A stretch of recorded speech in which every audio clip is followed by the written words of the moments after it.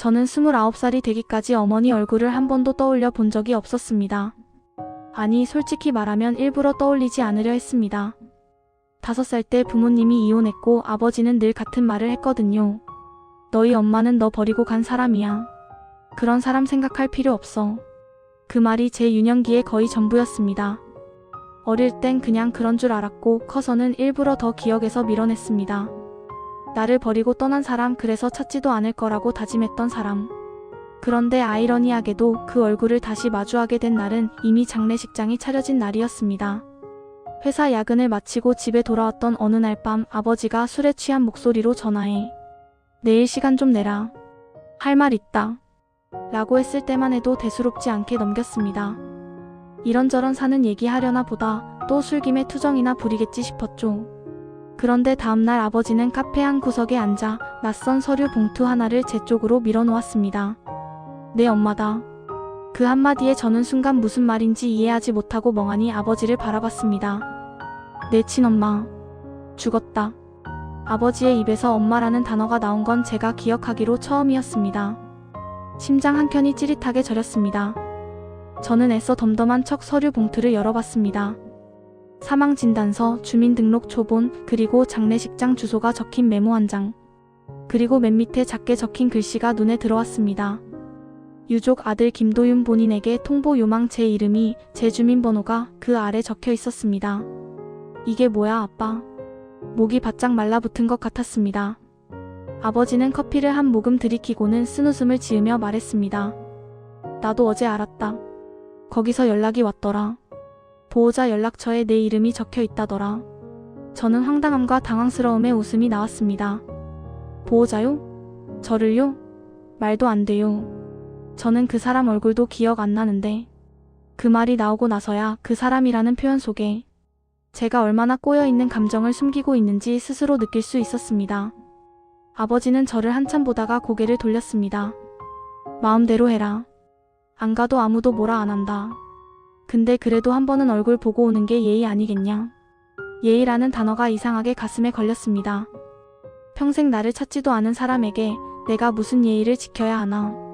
하지만 한편으로는 이상한 호기심도 생겼습니다. 어떤 얼굴일까? 나를 버리고 떠난 사람의 얼굴. 밖으로 나오자 차가운 겨울바람이 얼굴을 때렸습니다. 집으로 돌아가는 전철 안에서 저는 몇 번이고 장례식장 주소가 적힌 메모를 폈다 접었다를 반복했습니다. 결국 그날 밤 나는 혼자 장례식장으로 향했습니다. 서울 변두리에 있는 작은 병원 장례식장이었고 안내판에는 작은 글씨로 박은정 향년 61세라고 적혀 있었습니다. 저는 그 이름을 한 번도 들어본 적이 없었습니다. 아버지가 단 한 번도 엄마의 이름을 불러준 적이 없었으니까요. 박은정, 이게 내 엄마 이름이구나. 낯선 이름이 낯선 사람의 이름이 아니라 갑자기 나를 둘러싼 진짜 과거처럼 느껴져서 이상한 기분이 들었습니다. 조용한 복도를 지나 빈소 앞에 섰을 때 앞으로 발이 떨어지지 않았습니다. 문 사이로 은은한 향 냄새와 묵직한 침묵이 흘러나왔습니다.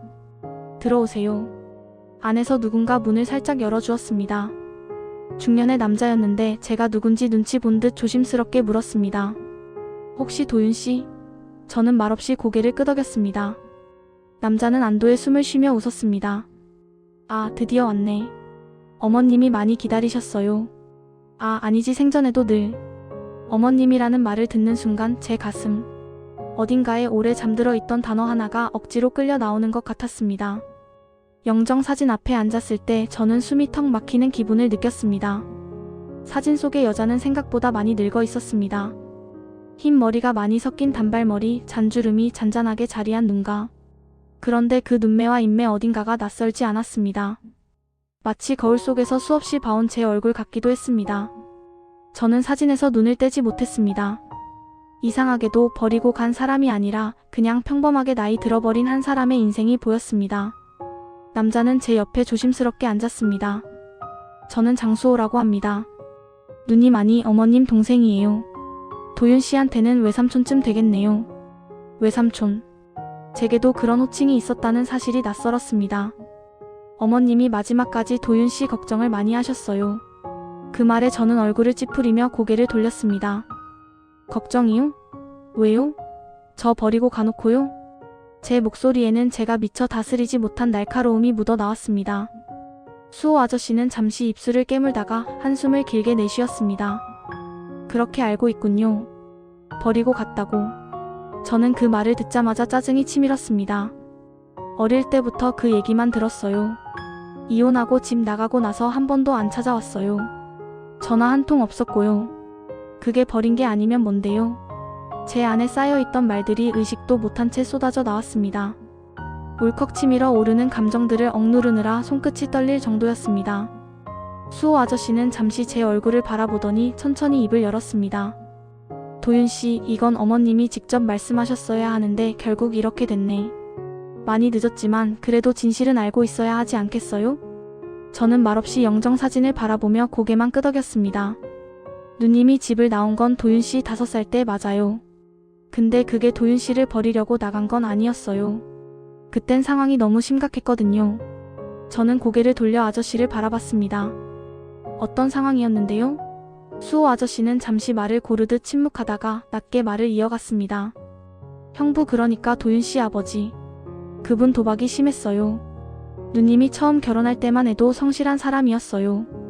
근데 사업이 한번 크게 망하면서 그때부터 이상한 데 발을 들였어요. 사채에 도박에 집 담보까지 잡히고 머릿속이 복잡해졌습니다. 저는 아버지의 그런 모습을 본 적이 없습니다. 적어도 제 기억 속의 아버지는 힘들어도 성실하게 일하는 사람이었습니다. 하지만 어린 시절 몇 번인가 술 냄새 가득 풍기고 집에 들어와 고함 지르던 모습들이 떠올랐습니다. 그때 엄마가 제 앞에서 울면서 조금만 참자. 금방 나아질 거야. 라고 말하던 장면도 희미하게 스쳤습니다. 어느 날 사채업자가 집에까지 찾아왔어요. 빚이 그때 이미 3억이 넘었어요. 지금도 큰 돈이지만 그땐 더 큰 돈이었지. 그 사람들이 뭐라고 했는지 알아요? 애라도 데려가야 정신 차리지 않겠냐고 했어요. 그 말을 듣는 순간 제 등골이 서늘해졌습니다. 누님이 그날 밤 저한테 전화해서 울면서 말하더라고요. 수호야, 이 집 더 있으면 도윤이까지 망치겠다. 나라도 나가서 막아야겠다. 그날 밤 누님이 혼자 집을 나갔어요. 근데 그냥 나온 게 아니라 그 전에 형부한테 이혼 서류 내밀었어요. 눈앞에 화면이 재생되듯 장면들이 떠올랐습니다. 술 취한 아버지, 울고 있는 엄마, 찢어진 종이 조각들, 바닥에 떨어진 사진들. 지금까지는 그저 엄마가 도망가던 날로만 기억하던 장면이 갑자기 다른 의미로 다가왔습니다. 누님은 집을 나오면서 조건을 걸었어요. 이혼하는 대신 도윤씨는 끝까지 책임지고 키우겠다고, 다시는 도윤씨에게 빚 문제로 피해 안 가게 하겠다고. 그때 무릎 꿇다시피 빌면서 약속했대요. 대신 다시는 자기 앞에 나타나지 말라고 했습니다. 도윤씨도 만나지 말라고. 제 가슴이 서서히 조여들었습니다.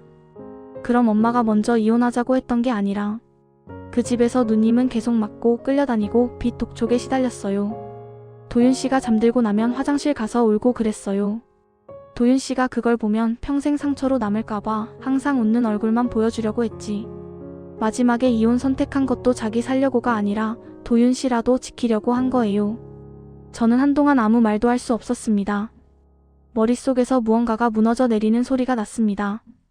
너 버리고 간 사람이라고 믿어왔던 엄마가 사실은 나를 지키려다 쫓겨난 사람이었다면. 근데 왜 한 번도 저를 찾지 않았어요? 커서도 제가 성인이 되면 그때는 연락할 수 있었잖아요. 제 목소리는 떨렸고 손등에 힘줄이 도드라졌습니다. 수호 아저씨는 눈을 감았다가 뜨며 조용히 말했습니다. 누님이 한번 시도했어요. 도윤씨 초등학교 입학하고 얼마 안 됐을 때 멀리서 학교 앞에 서 있다가 종이 울리면 애들 나오는 거 지켜봤죠. 형부가 약속을 지키고 있는지 확인하고 싶었던 거예요. 혹시라도 도윤씨가 초라한 모습으로 나오는 건 아닌지, 밥은 제대로 먹고 다니는지. 어린 시절 학교 앞에서 누군가의 시선이 느껴졌던 날들이 떠올랐습니다. 그때마다 저는 괜히 뒤를 돌아보곤 했습니다. 혹시 아빠인가 알고 보니 엄마였을까요? 근데 그날 형부가 학교로 찾아왔어요. 누님한테 들이닥쳐서 길 한복판에서 난리를 쳤죠. 약속 어겼다. 다시 나타나면 애 데리고 멀리 떠나버리겠다. 그 소리 듣고 누님이 울면서 무릎 꿇고 빌었답니다. 제 앞길은 망가져도 상관없는데 제발 도윤이한테는 잘해달라고. 그날 이후로는 진짜로 다시는 나타나지 않겠다고 결심한 거죠. 제 눈 안쪽이 화끈거렸습니다. 어릴 때 아버지가 갑자기 저를 데리고 다른 동네로 이사 왔던 날이 떠올랐습니다. 그게 단순히 집 문제인 줄만 알았는데 알고 보니 그 뒤에 이런 일이 있었던 걸까요? 그럼 엄마는 혼자 산 거예요? 수호 아저씨는 고개를 끄덕였습니다. 처음엔 공장 다니고 식당 일도 하고 나중엔 병원 청소 일도 했어요. 늘 허리 굽히는 일만 했죠. 그래도 누님은 항상 그랬어요. 내 아들은 아버지 밑에서 부족함 없이 살 거야. 돈 때문에 고생하는 꼴은 절대 안 보게 할 거야. 그래서 돈 생기면 항상 형부 앞으로 보냈어요. 제 머릿속이 하얘졌습니다. 돈을 보냈다고요? 어디로요? 통장으로요. 사업 다시 한다고 하면 누님은 안 믿으면서도 어쩔 수 없이 도와줬어요. 그래야 도윤이한테도 떳떳하지 않겠냐면서. 그게 10년 넘게 이어졌어요.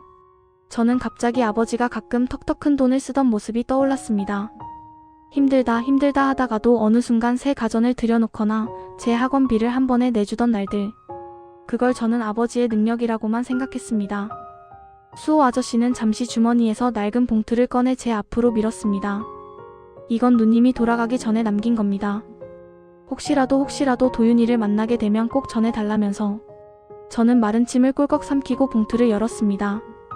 안에는 노란 빛이 도는 편지지 몇 장과 얇은 통장 한 권이 들어있었습니다. 먼저 편지를 펼쳤습니다. 삐뚤빼뚤한 볼펜 글씨가 눈에 들어왔습니다. 도윤아, 내 아들. 이 편지를 네가 직접 읽게 될지 아니면 영영 보지 못할지 모르겠구나. 첫 문장부터 눈물이 핑 돌았습니다. 글씨는 군데군데 번져 있었고 글 사이사이에 작은 눈물 자국 같은 얼룩이 남아 있었습니다. 엄마는 너를 버린 적이 없다. 엄마가 집을 나간 날부터 지금까지 하루도 너를 생각하지 않은 적이 없다. 근데 엄마가 곁에 있는 것보다 없는 게 내 인생에 도움이 되는 순간이 있더구나. 저는 편지를 움켜쥔 손에 힘을 주었습니다.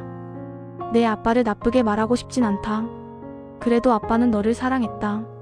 다만 그 사랑을 지킬 방법을 잘 몰랐던 것뿐이야. 엄마도 마찬가지였고. 어른 둘이 서툴러서 네가 상처받는 게 너무 싫었다. 그래서 엄마는 멀리서 기도하기로 했다. 네가 아빠 밑에서라도 잘 크면 좋겠다고. 편지는 계속해서 제 어린 시절을 기억하는 문장들로 이어졌습니다. 5살 때 내가 좋아하던 공룡 장난감, 밥 먹으며 잠든 습관, 감기만 걸려도 크게 걱정하던 이야기들. 네가 유치원에서 처음 상 받은 날 엄마는 몰래 학교 앞까지 갔다가 멀리서 내 얼굴만 보고 돌아왔다. 네가 웃고 있는 걸 보고 얼마나 안심이 되었는지 모른다. 엄마가 안 보여서 울고 있는 줄만 알았는데 잘 지내고 있어서 고맙고 미안했다. 어느 순간부터 글씨가 크게 흔들리기 시작했습니다. 엄마는 요즘 숨이 자주 차고 계단만 올라가도 가슴이 많이 아프다. 병원에서는 크게 걱정할 것 없다고 했는데 엄마는 왠지 느낌이 좋지 않구나. 그래서 혹시라도 나중에라도 네가 이 편지를 보게 되면 엄마가 마지막으로 해주고 싶은 말을 꼭 남기고 싶어서 글을 쓴다. 저는 이미 글자를 제대로 분간하기 힘들 정도로 울고 있었습니다. 도윤아, 엄마를 미워하더라도 내 인생은 미워하지 말았으면 좋겠다. 엄마 때문에 아빠 때문에 내 인생이 망가졌다고 생각하면 엄마는 하늘에서도 편히 눈을 감지 못할 것 같다. 너는 엄마 아들이기 전에 너 자신이야. 원하는 삶을 살았으면 좋겠다. 편지의 마지막 줄이 눈에 들어왔습니다. 그리고 혹시라도 정말 혹시라도 네가 엄마를 용서해 줄 수 있는 날이 온다면 그날 한 번만 아주 잠깐만이라도 엄마를 떠올려 주겠니?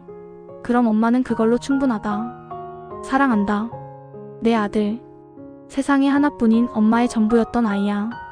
저는 결국 편지를 가슴에 끌어안고 소리내서 울어버렸습니다.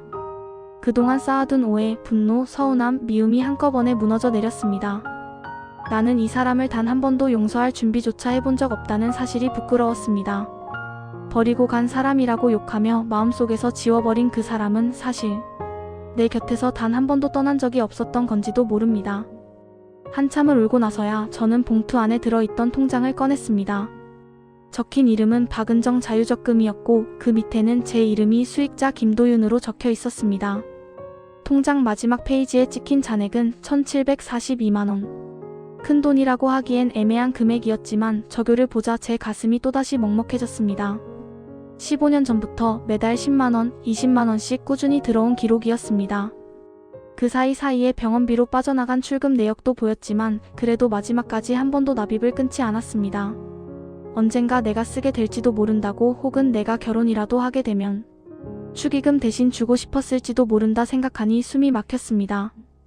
저는 통장을 조심스럽게 덮고 영정 사진을 바라보았습니다. 사진 속 엄마는 여전히 조용히 웃고 있었습니다. 그 미소가 원망스럽다가도 한없이 미안하게 느껴졌습니다.